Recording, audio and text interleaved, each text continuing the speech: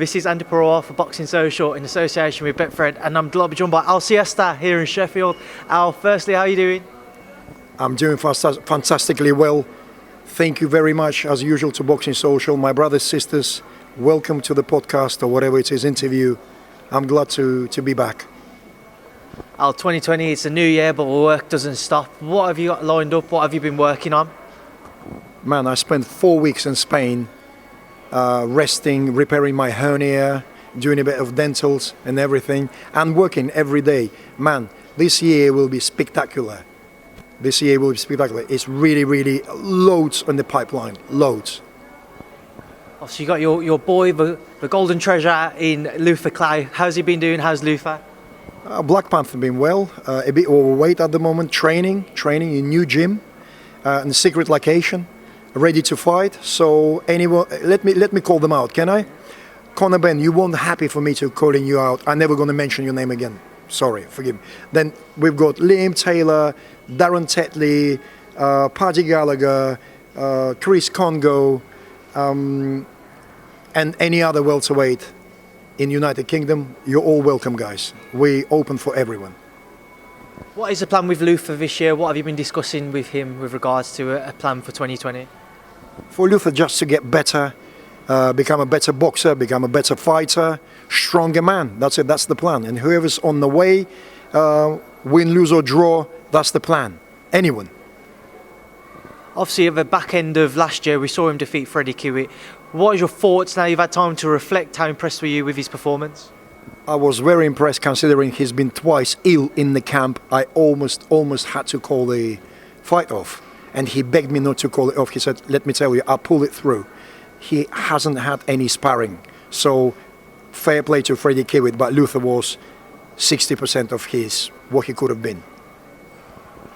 I mean, with yourself, how exactly are you seeing 2020 line up? What have you actually got in store that you can let us in for? More deals, better fights, more money. More money. I wouldn't mind seeing some of that money out. Moving forwards, obviously, we're here in Sheffield. We've got a stat card on Saturday night. Start off with a headline, Colebrook versus Mark DeLUCA. What are your thoughts on that fight, Al? I spoke to Kel earlier. He's ready, man. He's back. So he's in search of that big fight. So our friend Eddie Hearn needs to deliver something, and he will, I know. Mark DeLUCA, not looking past Mark DeLUCA, and hopefully he will show a spectacular performance because it has to be a very bright return for us to believe that Colebrook is still there, really, because he's been quiet. What do you expect to see from Colebrook on Saturday night? We know he hasn't fought for 14 months now. He's been chasing a big fight and it hasn't materialised as of yet. What do you expect to see from Cal on Saturday night? Going on his pedigree, I would expect a KO stoppage. But because I'm a boxing man, I know that anything could happen. I will withdraw from judgment, you see. And let's see. I mean, I hope he will turn up and he show that Brook is still around. If he's still around, we're going to work hard on securing something very special for him. Special for special. That's a good little catchphrase there. There's obviously always been talk of a potential Amir Khan fight. These past few weeks, they've veered away from that and mentioned the world champions at 154. Nobody at the world scene in that division has put a stamp on the world titles, have been kind of swapping between different people. For you, what would you like to see? Would you like to see Cal chase a world title, or would you like to see that Amir Khan fight? Are you still interested in the potential Amir Khan fight? I never was interested in the Amir Khan fight because, right, okay, I don't want to say what I just about to say. By the way, I want to apologize. If I have some weird accent going on, which is weirder than my usual one, I spent 4 weeks in Spain just speaking Russian. So I forgot my English completely, so I need to get back into it. I only arrived yesterday, so I need to get all articulations, all black and back. Do you know what I mean? Yeah. All this stuff. Right, okay, Colebrook, Amir Khan. Not interested in this fight anymore. Well past overdue, whatever, if you can say that. I think Kel should try to establish himself in the super welterweight division or chase that big fight. Keith Thurman, Terence Crawford, someone really big. Even, what's his name? Jeff Horn. Yeah, something good, something significant. Earlier in this week, we saw Liam Smith did an article with Sky Sports saying he didn't feel Colebrook has fulfilled his potential as of yet with his career, and he'd like to face him if a fight could be made. Would you be interested to see Colebrook versus Liam Smith? Definitely, that's a good fight. That's evenly matched fight. Both fighters with big UK legacy. Fantastic fight. But would be fantastic. It would have been good if it would have been an eliminator or the world title, which is not possible at the moment. Not possible yet. Huh? Yeah, possible. WBO final eliminator. This is our friend just from IFL helping us through. Seems to be everywhere I go, Andy McCart saying something during one of my interviews today. Scottish spy. Scottish spy. Obviously, we've also got Kid Galahad on the card in a final eliminator for the IBF title against Claudio Marrero. What are your thoughts on that one as well, Al? Barry is a very good fighter, Kid Galahad. Deserve some recognition, and for various reasons wasn't lucky with exposure. I think because this is the only aspect of his game that he's lacking is exposure. Everything else this guy got some chops. So hopefully he will get to that world title chance soon. You know what I mean? So, but he's a fighting tough Mexican, isn't he? Yeah. Who's he fighting? Claudio Marrero. I know that kid. That kid comes to fight, so please don't look past that kid. Obviously, if he wins, he's got another chance to face Josh Warrenton. What are your thoughts on their first bout, though, between Josh Warrenton and Kid Galahad? It was such a tough affair in general. Was very close, very close. I mean, look, I reserve my judgment on that. And because Warrenton has an amazing work rate and people see it differently. But I mean, the second fight would be good, so to put that to bed, you know, to decide who's real winner, you know. I mean, funny because I'm actually translating from Russian to English, would you believe that? So I can hear you very well, what you're asking me. Comes in English, and I understand exactly. But something to say back to you, I have to translate from Russian. Guys, I'm sorry. Хотите по-русски начну разговаривать? I won't try and translate that one out because I don't know. But obviously, also on the card, something I haven't really spoken to many people about today. Terry Harper versus Eva Wallström. Just how good a fight is that in your opinion? Very good fight, good test for Terry Harper, but Terry Harper can fight. She truly can fight, so I expect Terry Harper will overcome. But Eva Wallström was very, very good amateur as well, and she's a serious draw. Very, very nice fight, very even fight. That's what I like. I like evenly matched fights. I love anything. It could be debutants, could be world title fight. As long as it's close, I love that.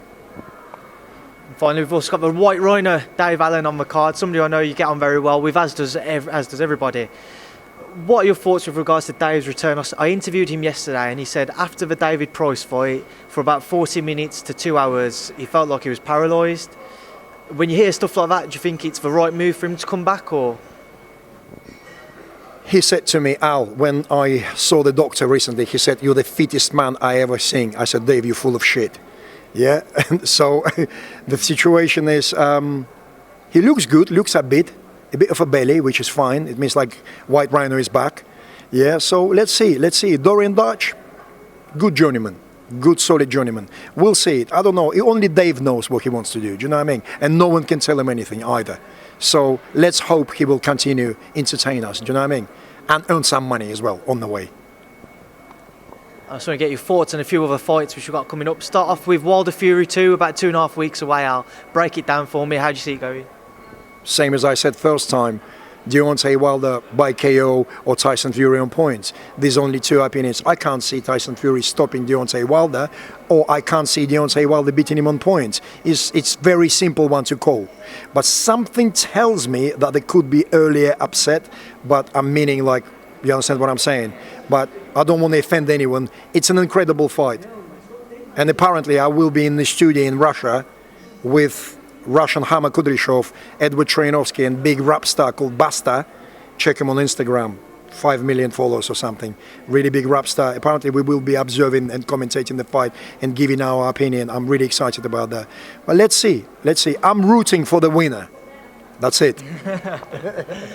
Who would you like to see Anthony Joshua face if you could choose a winner of Wilder Fury? What do you think is a bigger fight on the fight for everybody? Bigger fight for boxing fans is Deontay Wilder. Bigger fight for UK fans is Tyson Fury. Tyson Fury will outbox Anthony Joshua, I think. Deontay Wilder, Anthony Joshua is such a scary affair. It's like a dream come true. I would like to see that. Which fight is more exciting? Anthony Joshua against Deontay Wilder, 100%. We know that. We know that. But Kubrat Pulev is also a good fight. Alexander Usyk is a brilliant fight. Obviously, in the meantime, we have to consider AJ has to face his mandatories. First, he's got Kubrat Pulev. What are your thoughts on that one now? Typical mandatory, you shouldn't look past. Kubrat Pulev is a Bulgarian mountain, if you know what I mean. Good kisser, apparently.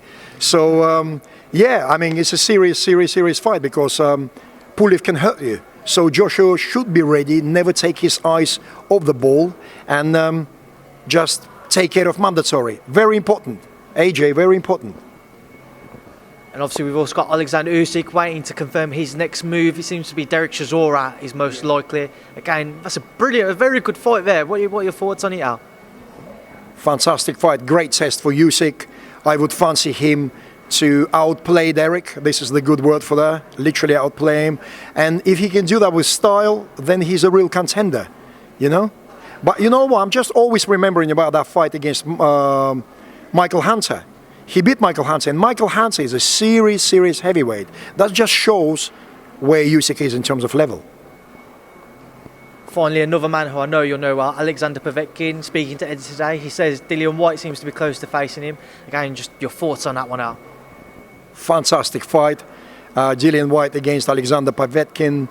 I would possibly fancy Povetkin because Dillian had an incredible run, and he's been underdog pretty much in many of those, and somehow he prevailed. So it's incredible.